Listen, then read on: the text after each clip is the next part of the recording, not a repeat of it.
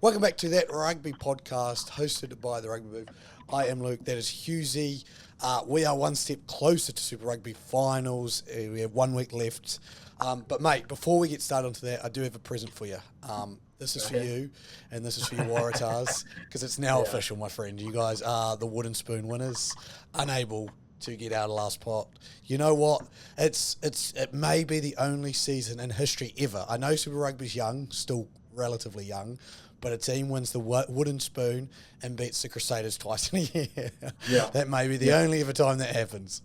And for it to be the only two victories in that year, the only two victories to be against the reigning champions. Yeah, look, it's been a disappointing season, no two ways about it. We've dissected this, we've gone into detail, injuries and just uncertainty about the coaching, where from day dot, it was like this coach is on thin ice. But two wins against the Crusaders will buy you uh, the majority of a season, it seems like. But not enough for the Waratahs to get over the line at the end of the day. Um, yeah, look, it's a disappointing season. Disappointing season is, and it's going to bleed into disappointing time for the Wallabies as well. Look, as the Waratahs go, so does Super Rugby's fortunes go. You know, especially in Australia, they're one of the most iconic franchises in Super Rugby, particularly within Australia. Definitely the largest fan base. Uh, maybe disputed by the Queensland Reds, but I think that's more. They've got more, I guess, football participation, but they're financially more viable. But I think Waratahs still probably have the biggest fan base. A lot of us are just closeted at the moment. But yeah, look, can't wait to see who the new coach is going to be next year. Could be Checker back again, but it's going to definitely need a refresh of things in the Waratahs uh, camp for sure. Totally. But yeah, that was so wooden spoon for you lot. Other than that, everyone can still I'm making make risotto tonight, so it works. That's all right. works for you. Yeah. Other than that, though, every team can still make Super Rugby finals by your Waratahs, Which is pretty crazy for the which last week is of the season. and I will jump on that now. The couple of weeks ago, the chairman of Super Rugby came out and had a couple of discussion points, and one of it was the final setup and the 8-team finals playoff. And he goes, look, there's obviously the positives and negatives. The positives being right now in this situation where we're at, all bar one team can make the finals. The negative being probably that first round of Super Rugby finals are going to be less competitive than they would be if it was, say, a top six and a top four even. And the only reason I say top six is probably the way to go is I look at someone like the Queensland Reds who have stamped their position in Yeah. fifth, and they are a team deserving of finals footy, and they are the ones most likely to compete, as we spoke last week, in a Well, rugby final. imagine if the Crusaders were competitive this season. Let's say Crusaders were at the top this season, and everyone gets pushed down as well. If you're in a top four situation, the Chiefs would be Exactly. out of position as well, and they are a quality team. Yeah, look, I think top eight's the way to go. I think further shrinkage of Super Rugby is not the way to go. I've been on record saying you need to expand to get in more fans. I think, and also to get more talent exposure to the top grade to prep them for Wallaby success. Look, I don't know. I'm not going to rehash all those arguments. I still think, and it's going to probably involve the breakage of some franchises. I don't think the New South Wales Waratahs are going to be able to be known as the New South Wales Waratahs forever. I think if they're to survive, they're going to need to become the Sydney Waratahs or something like that, or the um, you know expanded out into a region of New South Wales. Maybe they are the um, Southern New South Wales Waratahs, and then we get a team for the northern region that's based in Newcastle, and they're the Northern New South Wales something or others. Who knows? But there's going to have to be some disruption if there's not going to be a fall of Super Rugby. Yeah. The other thing that the chairman heavily discussed was Super Rugby fantasy, and as you probably know, I know very well, NRL does it really well with the fantasy. We also know American football fantasy, baseball, basketball, all of them have their own Yeah. fantasy setups, and he goes, for us to not have a legitimate competition definitely hurts, Super Yeah. Rugby's image, I think. And as he said at the time, it was there are literally podcasts, there are literally, people who have built a living off NRL fantasy. Like, that has been the way it's gone. And he goes, for us not have a viable competition, definitely speaks to the image of Super Rugby at the moment, and that's one of those things they need to break. So, look, there were some really good conversations that came from him and some good updates. But moving on to actually the games that happened this week, my Hurricanes got a much-needed win over the Chiefs in albeit controversial circumstances, and that's what I wanted to. Both games, both our game against the Chiefs and the Blues against the Crusaders, probably had some big refereeing decisions, but in my mind, probably the correct refereeing decisions. But in the terms of rugby, probably not the correct refereeing decisions. So the one we'll talk about first is Luke Jacobson's not rolling away from the Chiefs against the Canes. Now, it's one of those ones that we've talked about before as well. A player's made a good tackle, is in a dominant position, two players basically from the Hurricanes come over top, trap him in there, and he can't possibly roll away. And for me, it's one of those ones where you look at it and you go, yes, currently with the rules the way they are, it's a penalty. It sucks that the game ends on like that, but it's a penalty.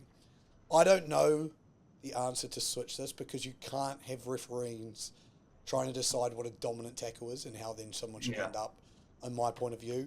What I did here, which was one good idea when I was yarning to one of the rugby boys over the weekend, was why can't that just be a free kick? Like, he's in an unplayable position, free kick to the Hurricanes. As we've said, as the rules are now coming out, they can't do scrums for free kicks. So it's over a tap and we play again and we just go, look, you don't get the opportunity to take 3 points there, because I don't think the Hurricanes should have been awarded an advantage because of the tackle and because of the position he ends up being trapped in. And I will say this, again, as you can see, I'm wearing my Hurricanes kit. I'm a Hurricanes die-hard Hurricanes fan. I'll take the win, but I don't like the way that we won with that penalty. That penalty. And the call was he didn't make an attempt to roll it. You can see his legs, and he's just not. No one can get out of there. Like, you could be the best player in the world and you can't get out of there. Now, some would say you shouldn't put yourself in a position like that, but again, when you watch that back, it's a dominant tackle, and he's put himself in a good place to make a tackle, and just two players at the same time have come in and held him in. I don't know. Let me know. What are your thoughts, Susie, as a neutral supporter? I quite like that idea of a free kick. I think it'd be good to see that in the game a little bit more, and as you said, they changed it so that you can't get a scrum from a free kick. I quite like that. I quite like that. It sort of takes the pressure off the ref. But no, man, I agree with you. Like, that's the rules as they're currently, or the law as it's currently written, and so that's what the referee has to ref to. And if they weren't doing that, they wouldn't be doing their job. So it's a tough position. We've never said being a referee is easy, and we never said being a Super Rugby player is easy. So sometimes it's unfair and it's unfortunate, but you can't let it define you. And I think, as much as anyone, the Chiefs players would say, look, the fact that if we were good enough, we wouldn't let that be the deciding factor. Yep, and I love that as well. I think that should always be if the Chiefs played well enough in the first half, they wouldn't have gone down 14-0. You know what I mean? Like, the way they went back into the second half was great, but again, put yourself in that position. You give the referee an opportunity to make decisions like that. And then there's a second one in the Blues versus Crusaders game, which we touched base on last week, which was a deliberate knockdown. Stephen Perifetta gets up, two hands on the ball, but knocks the ball on. Last player in defence, so I think it was Dolman this time, has to send him a yellow card, yellow card him and send him off now. Simbin him. There are talks. It's like, was that deliberate? He's got two hands to the ball now. It's the same discussion we had last week. I think if the attack isn't good enough to get the ball past the defence, we shouldn't be discrediting the defence there. Now, in rugby and the way it is, it's a penalty, and you can justify the yellow card there. He hasn't caught the ball, and if anything, it's gone straight down off his hands. But again, it's one of those ones where I go, that shouldn't be defining rugby games, and it is at the moment. So, look, some interesting topics, and these are coming now so we can have these discussions pre-semi-final, but my belief is a semi-final and a final is going to be decided this way, and it's going to be who can do the best job of, I don't want to say manipulating the referee because I don't think they do that, but Yeah. playing to the referee as well, playing to the rules of the rugby as they are now, Exactly. will decide a semi-final or final. 100%, 100%. We saw that 2 years ago, I think, between the Blues and the Brumbies, where that semi-final was decided by some controversial decision making or non-calls, and yeah, you just hate to see it. So hopefully we're wrong on that, but I very much doubt we will be. Yeah, yep, I think so too. And the last thing for Super Rugby I just wanted to touch base on, it was interesting seeing the Crusaders really back on their swan song and beating the Blues. As I predicted last week, I told you it was going to happen. But Yep. Fergus Burke played extremely well in that number 10 jersey for Crusaders, and that's what they've been missing all season is a bit of a player like Fergus Burke. But he signed overseas, I'm pretty sure Saracens, I think. So it's an English club, so he signed overseas. Aidan Morgan, the Hurricanes backup fly half, has just been reported that he's signing for Ulster, and we talked about this Super Rugby expansion and how there's enough good players. There are not enough Super Rugby spots for current good players as it stands. Like, Exactly. I look at Aidan Morgan and I go, he could have been at Crusaders' first five up until Fergus Burke came back. He could be the Highlanders' first five right now. He hasn't been signed to either of those clubs. Obviously, signed to the Hurricanes. But if there was another team, I think he'd slot in as the first one there. I go, I know Fergus Burke's starting 10, but you're at a point where he's probably not going to crack the All Blacks, and if he does, it'll be on the outer coming back from injury. And that's what I can't even remember who it was. I saw a clip of it. It might have been Cowan or someone like that. John Kerwin speaking and saying Super Rugby needs to be a comp where international players want to come and play as well. Like at the moment, we are not the premier rugby comp. Like as you see, top 14, URC, even the Premiership, all players are going there to play. You don't see any players coming over to Super Rugby. Whereas in argument, Super Rugby, you could say contractually wise, TV contract wise, is the second biggest comp. I know this because the French Rugby Union just re-signed their TV rights deal to $157 million per year or something like that. And the second place is Super Rugby at 80 million. And then it goes URC, which I assume will jump up now after their next contract negotiations because of how good the URC is going. And then it's the Premiership. So when you see and start to look at the TV rights, Super Rugby's still up there as one of the premier competitions. It may not be as high as it once was with the level of rugby, but I go, we're just not attracting any talent, and we haven't got enough spaces to keep talent in New Zealand or Australia because it's not attractive enough. Like, well, if I can't play for, I'm not even starting for the Hurricanes, I may as well go and sign at one of those mini clubs overseas because there's nothing else keeping him here. Japan, he's not ready for Japan. So to me, I just sit there and go, we are at a sticky situation with the eligibility laws and, that discussion coming up and the depth we've already got in Super Rugby, that we've got enough good players that are going to go overseas. Like Fergus Burke could be in an England jersey very soon, and it wouldn't surprise me. Like I sit there and I go, how do we keep players and grow this competition to be the premier rugby competition? I don't have the answers now, but And you know what? I think we think about the eligibility having more swaps between New Zealand and Australia, having more Kiwi players playing for Australian clubs, Australians playing for New Zealand clubs as well, even just in their depth charts, backups and things like that, getting them exposure to a different style of rugby. I think that's really key as well. Like, imagine if we had an expanded competition, these players could be starting for those expansion Australian clubs and things like that. So. Yeah, look, it's all a tricky situation. There's no easy answers, unfortunately, for the administrators of Rugby Australia and Super Rugby. On to our next topic. I just wanted to quickly discuss on this because we are coming into international rugby very soon. But we just had two competitions obviously wrap up, and that was the Champions Cup and the Challenge Cup, which we'll touch base on after this because I went to both of those games. But in that game, we saw South African club side play an English club side in the Challenge Cup, and then a French club side play an Irish club side. And it just got me thinking, like, the Irish obviously are starting to put their name out there as obviously a top tier, 17 games in a row type thing like that. They are a top tier international side.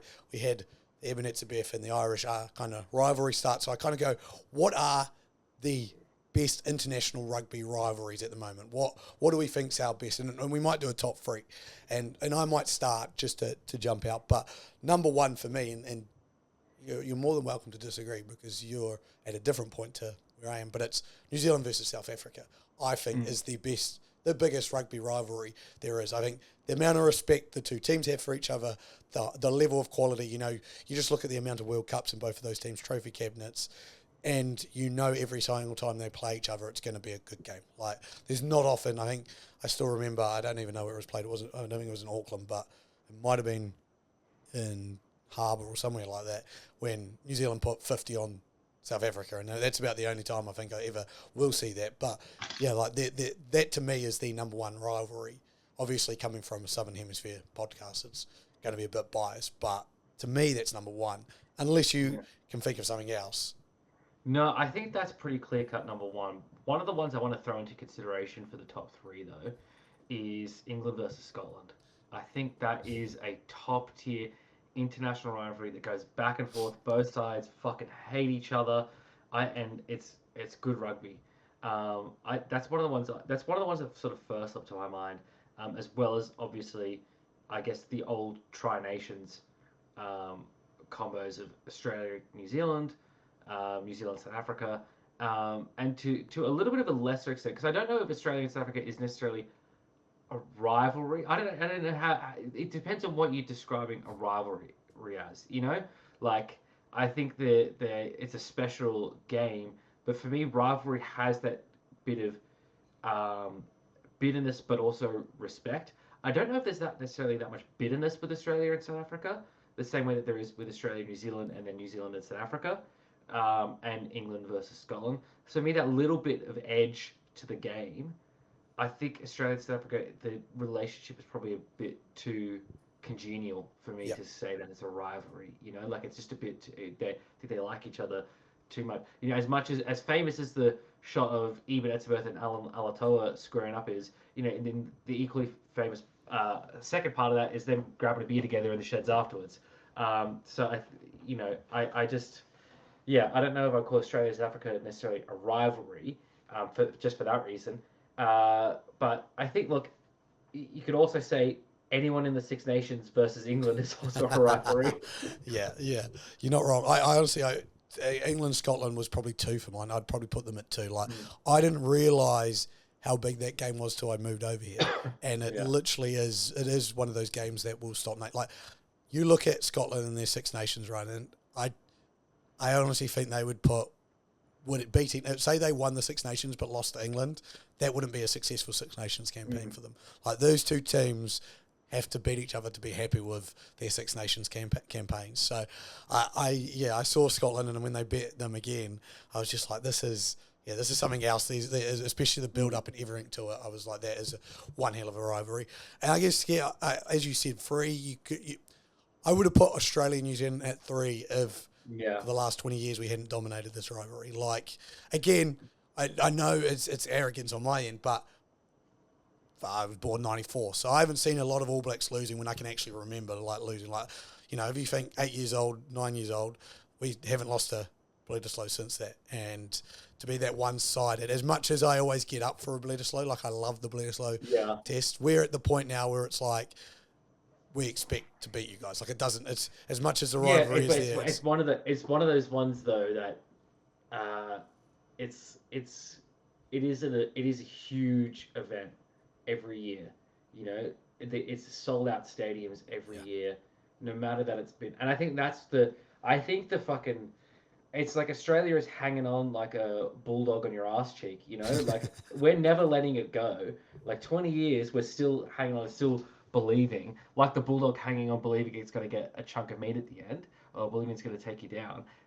No matter how much evidence to the contrary, it's still there. I think that makes it a special rivalry, just for that fact as well, that it has been so one-sided, but there still is this just blind faith from Australian fans the whole time. Hasn't waned, it's still going. So, I think that makes it unique. Yeah, and I think, like, looking at all the other, like, you could go Ireland, England and stuff, but even there, I would think our rivalry, like you said, is one of those ones that every year we know it's going to show up. And, like, I know, like, it's the fact that we, like, that it is its own series on its own. Like, as much as, again, the Rugby Championship is, I love the tournament, and, you know, we get to play South Africa and Argentina. It's great. Like, couldn't care if we won the Rugby Championship as long as we hold on to the Bledisloe. And you'll be the same thing. Like, yeah, it's great. We've won the Rugby Championship, but we don't have the Bledisloe. And it's the all-important, like, one for us when it comes. So I would say that Ireland and England, as much as they probably hate each other and the hatred's there, I think the actual games and the idea that the Bledisloe holds over both of our nations probably puts that in 3. So I think what we've got is New Zealand, South Africa 1, England, Scotland 2, New Zealand, Australia 3. I would like that. I rate that. I would love to hear anyone argue those points. I'm sure there are, like, I'm sure the French and the English obviously have a great rivalry and stuff, but I just can't hold that up against what we have. Yeah, exactly right. Alrighty, let's move on to this last part. I want to talk quickly about the Champions Cup and Challenge Cup. So I was there, London, Tottenham Hotspur Stadium. I love that they do neutral venue finals. It may not be the greatest idea for fan engagement, but it works really well. And so it was, in the first game, it was the Sharks, the South African Sharks, not the Sale Sharks, versus Gloucester, which was a fantastic game. I will say, so turned up, it was a Friday night game. There was, the stadium's 62,500 people. There was about 34,000, I think 35,000 at attendance. A shitload of Gloucester fans, like, much respect for them. Tough season there, and 9th in the Premiership. I think Sharks are in 13th in the URC. So these two teams, this was their lifeline to get into the Champions Cup, because neither team will qualify for the Champions Cup without winning this. Gloucester came out firing in the first 15 minutes, was a great game. Then the Sharks took over. Now, what I want to speak from this game, the Sharks' tight 5 especially, was Oxney, Bongi Mbomnabi, and Vincent Kosh with Eben Etzebeth in lock. So 4 of their tight 5 are South African rugby players. And they were unreal. Scrum time, unreal. Round the park, unreal. Like, Eben Etzebeth was a man possessed in that game, especially on defence. Vincent Kosh had probably the best game of his career. When a prop kicks a 50-22, you know it's a good result. So they were on fire. And I would love to know, because when they got replaced, a lot of younger guys came on and it went a little bit to shit. Like, they were far enough ahead. They had played about 65, 70 minutes. So they were superstars that front row to get through that much work. I need our South African fans, if we have any, to tell me who the young props up and coming are. Because all of those guys, I think, are past 30 now. They were insanely good. But can they do this for another 4 years? And can they sustain this to a level? Are there guys coming through there? Again, now that they're out of Super Rugby, we don't know who's coming through as much. Like, I just know the Springboks. I don't know. Like, I couldn't have told you half of this Sharks squad. I still couldn't tell you. I could only tell you the Springboks that played in it. So I sat there and I went, that was one hell of a performance by that 4-pack. But are the young guys coming through? Is South African rugby ready to take the next step? I'm not sure. And what also came from this, I did love that in a European competition, a South African team has won it. So that was always good to get a laugh out of that. You know, this is the first time a South African team's won a European competition. They did it relatively easy in the final against an English team, and now have qualified for the Champions Cup next year, which is exciting for the Sharks because they've had a rough season. Yeah. Moving on to the big game, which was the Champions Cup. Now, this was a packed stadium, full, sold-out stadium, an Irish team against a French team in England. I was just fascinated by the level of rugby that we saw.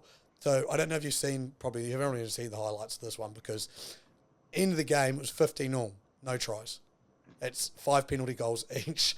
And you'd think, seeing that, it's a shit game of rugby, but it was one of the highest level games of rugby. It felt like a test match. Like, it did feel like Ireland versus France kind of test match vibes with international players scattered throughout. Like, the French Toulouse have more than just like, they had Blair Kinghorn at the back for them. They had Peter Arkey at centre. I know he only played like 30 minutes, but they've got some international players scattered from around the globe. But what it told me, again, never seen this man play up until this point. DuPont is fucking incredible. DuPont may be one of the best players, if not the best player in the world. I know you're high on him as well, and I probably haven't been so high on him, But after watching that game, I was like, this guy is go away, play sevens, come back and play like a Champions Champions Cup final and play it in the style he did. I honestly, watching him play was one of the better experiences of my life in rugby life. Yeah, only having watched him play international for France, for me, I've just watched him play and I just thought he is in charge of this game. Like he is the player that is dictating this game. And so before last year's Rugby World Cup, I said he was going to be player of the tournament. Look, if he hadn't had that facial fracture, who knows what could have happened. I even said in some of our preseason accolades that I thought he was going to be one of the players of the year, no matter if he was in sevens, 15s, whatever he was playing. Is that he's going to be there as one of the top players this year. There's just something about him, something almost indefinable that when you watch him play, you could just tell he gets rugby and he gets his position and he's putting his team in the positions to win. I don't have a whole lot of technical analysis for why I think he's such a great player and one of the best players there is, but that's just the feeling I get from watching him play. And I know that's not very high level rugby analysis. That's not the type of podcast we are, to be honest. But that's just when I've seen that, I've just had that sense since watching him play that this guy's pretty special. Yeah, I'm the same. It's the aura he has on the field as well. Like he just seems to be involved in everything. Like anything good that's happening, he'll be there, and you'll be like there was a try-saving tackle he made where he must have ran like 80 plus meters to chase it down. I just sat there and I went, oh, this guy. Just you wouldn't have picked it to be him. Like it had no right to be him, and it was him. And I just sat there. I just went. The level he is at is another level. And I go, actually, what I do think France desperately missed was Roman Intermac at fly half for them in the World Cup. Like Intermac played in this final, and he was their combo is just exceptional. And I go, as much as his legacy will, I guess, live and die a little bit with how France go at the next World Cup. Like, if he can get the French to even the top of the mountain on a Rugby World Cup, I think he could go down as potentially one of the greatest rugby players of all time. Like, he, club-wise, rugby player-wise, great, but it is to take your team to a Rugby World Cup final, and I know a lot was resting on that, and that's why probably he was quite critical of the refereeing and everything, because at the time, he could tell that was his legacy, was they had been knocked out of the quarterfinal in a home Rugby World Cup. And you can tell like he wants it just as badly for everyone in France than he wants it for himself. Like he wants them to be great and he wants to be great. And I just go, if he gets a Rugby World Cup final, I can see him being put down as one of the greatest of all time, if not the greatest halfback of all time at least, at a bare minimum. Because what he does, I just said that was incredible. Absolutely. My friend, I'm going to pitch something to you just quickly as we finish this off. Obviously, Super Rugby last week, next week. Do we think that we should message the Rebels and ask them to lose on purpose so that we don't have to see the Crusaders get into the finals? Because if the Drua win, we're through. Can I be completely honest with you? Yep. I don't think we need to message the Rebels. I think the Dora will have that one handled. I think the Dura will have that one handled. We need it. Rebels away from home and not good. It's statement of fact. Rebels away from home are not good. Let's look at their last away games last week against the Brumbies, 53-17. Last away game before that, 26-22 against the Reds. Some hope there, but that's in Australia. Against the Crusaders, 39-0. Last time they played away, they beat the Waratahs away from home, but then again, everyone's beaten the Waratahs this year. Except for the Crusaders. Hurricanes, 54-28. The Hurricanes won that one when the Rebels were away. You know what? I'm going to have to eat my words slightly. I think they've got about a 3-5 record away from home, which is not bad because they beat Moana Pacifica as well. So They, you know what? Okay, maybe we need to message the Rebels. Maybe we need to yeah, message the I'm Rebels. telling you, if there was a game that the Rebels are going to screw everyone over, like, They let's just think it. they This did is beat the Fiji earlier in the season. There is they that. imagine they do this. Imagine they somehow do it and they win this game, and the Crusaders do go through. Like, you're about to leave the competition. Don't leave with a legacy of hate. That's all I'm saying, Rebels Yeah, fans. Like, make us want to keep you. yeah, if you lose this game, you will have everyone on your side. Let's assume Jura, again, don't often lose at home, especially against bad teams, which the Rebels are. If they get a 5 point bonus point, if they just win. Yeah, no, if they get a 5 point Yeah, bonus they point, just. they get a I five think they point. just need. I think the Jura just need to win because then they're on 25 and the Crusaders can't get in. Yeah, no, I'm meaning for seventh now. So if the Oh Jura get yeah. a bonus point, they will jump the Rebels. A bonus point win, and the Rebels don't get a bonus point, they will jump them, which will put them seventh. Rebels eighth, Highlanders sixth, will stay sixth. Reds fifth, Chiefs will stay fourth. They can't overtake the Brumbies even if they get a 5 point win.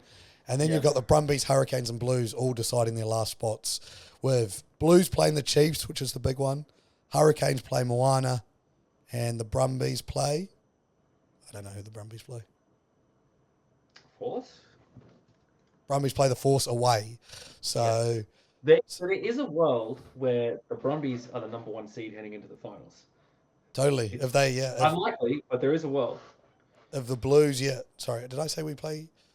We don't play Moana. We play Highlanders. So Yeah. it isn't. Wouldn't be a shock. I think we're at Yeah. home against the Highlanders. You are. Yeah.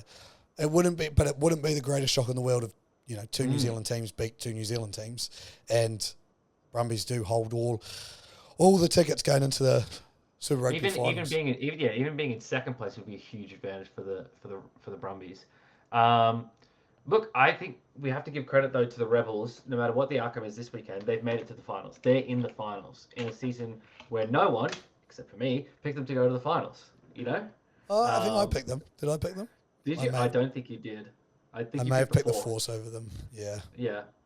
Pretty sure I picked the Rebels. And I was called crazy. I read comments on our Instagram calling me crazy, saying this team's going into administration. You can see the players have given up. Well, no, they have not, my friend. They're in the finals. I called it, and I called the Waratahs wouldn't be there. I said the Waratahs weren't making their eight. This just shows you what a unbiased commentator, analyst, podcaster, whatever you want to call us. I am, because I look at it and I'm objective and I see this is what it's going to be. No bias to my own teams. And I said the Waratahs weren't making the eight. They didn't make the eight. I said the Rebels were making the eight, and they've made the eight. So we don't need to talk about the rest of my predictions, but I will happily stand by that one. I'm trying to see if I can find. Do I have it? Yes, I do. All right. No, I did. I predicted the Rebels to finish fifth, so get in the bin. Okay. Hey, we both did then. Hey. Yeah, we are the guys. We both predicted that. We actually, and I'll do a comparison. We both had the Chiefs to finish top, which I was low on the Brumbies. Where you've actually got the top four bang on, not bang on, I shouldn't say, but you've got the top four as the top four is. You had the Crusaders at 5. I had the Crusaders at 6. So that was different, and neither of us were. I had the wrong red team at 5th. Yeah, exactly. Yeah. You did have the Reds making the top 8. I will do a comparison. But, we weren't actually too bad. Like, the Highlanders are the team that definitely we missed out on.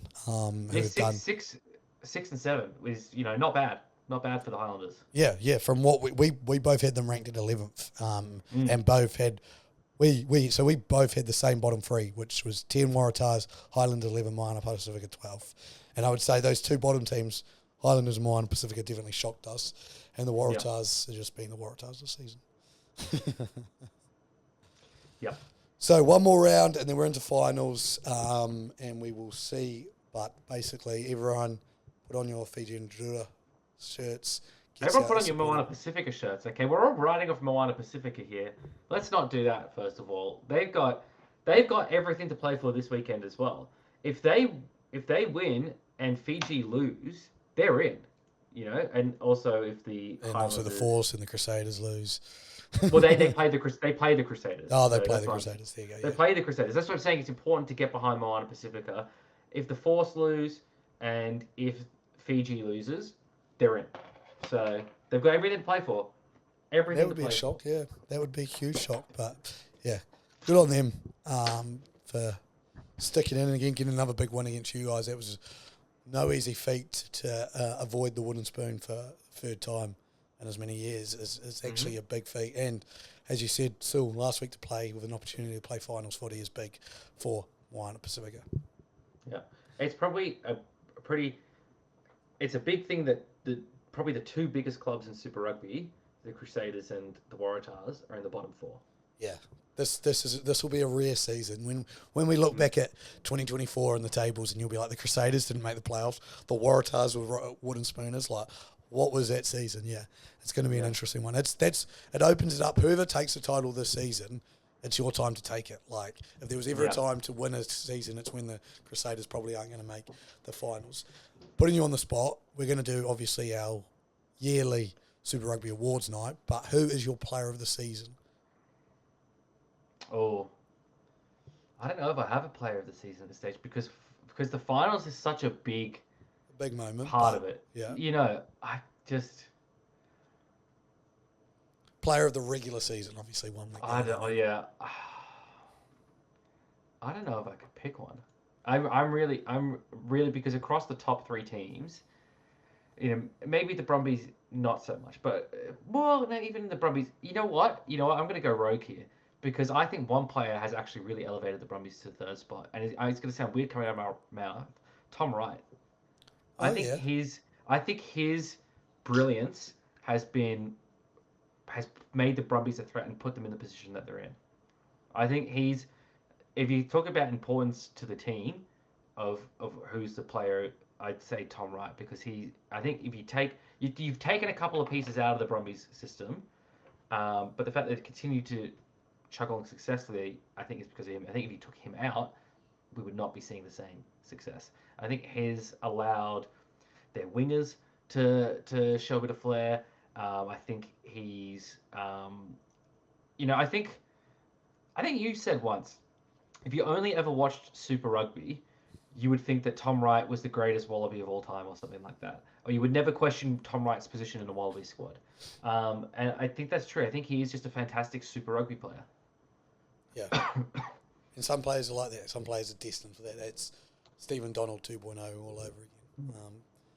I, just off the top of my head, I think Hoskins Tutu for the Blues has been one of their standout players. And again, his presence won't be undervalued going into these finals. So, like we always do, we wait until after the finals and we'll let our nominations and our fans vote. So be on our Instagram to vote for those players. But for now, those are our kind of lead runners, interestingly enough. But yeah, one more week, finals time, baby. We're good to go. Let's get it. Excellent. Thank you for joining us. I've been Luke. That's been Husey. We'll see you next time. Goodbye. Peace.